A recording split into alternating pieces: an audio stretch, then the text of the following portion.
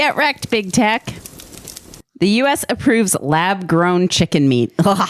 Even just saying that. Look, I'm bringing everyone's attention to this because I'm not exactly sure what the laws are, and Europe is really good about this stuff. They'll say if it's genetically engineered or GMO, genetically modified, you either can't have it or you need to have it labeled as such. So you get to decide if you're going to eat the lab chicken. We should have a right as citizens to know when our chicken is lab grown or our salmon is lab grown or whatever, and decide if we want to put that weird Frankenstein shit in our bodies, because I promise you it's turning the frogs gay. Turn the freaking frogs gay. Serious crap. And now let's go to our special correspondent and dumpster fire fan favorite, Sammy Flaps and Folds. Sammy? Thank you, Bridget. We don't really know how any of this is going to be sold or packaged, if it's going to be labeled or not, but the National Cattlemen's Beef Association is pushing the FDA that they need to label it as lab grown. You can't call it beef.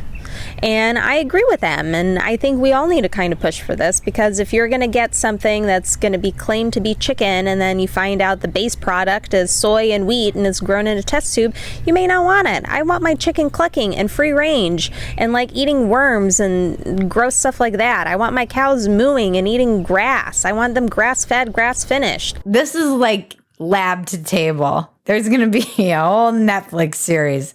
It's so gross, the way it sounds.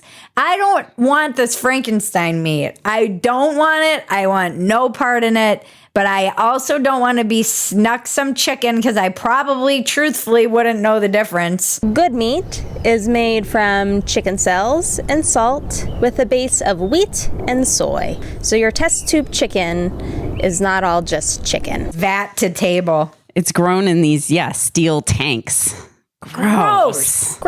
So anyway, there needs to be laws in place, and this is something I feel like we can probably do.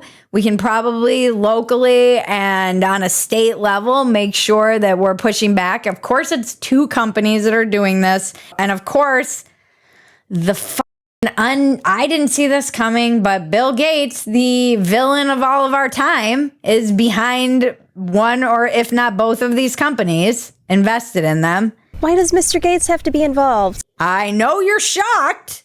The guy who blasts chalk at the sun now wants us to eat lab meat. Ew, God, that guy. The nerds need to be stopped. They got too far. We let them have too much power. This is what happens. My folds are flapping right now. I am just furious. I miss you guys. Back to you, Bridget. Thank you, Sammy. We miss you. You know the company that makes fake embryos is going to end up making fake meat, and it's all going to get jumbled. This is how you get zombies. This is how. You get weird tissue that you eat that's lab grown, and then you die and the tissue keeps growing. This is what's coming, folks. A zombie apocalypse.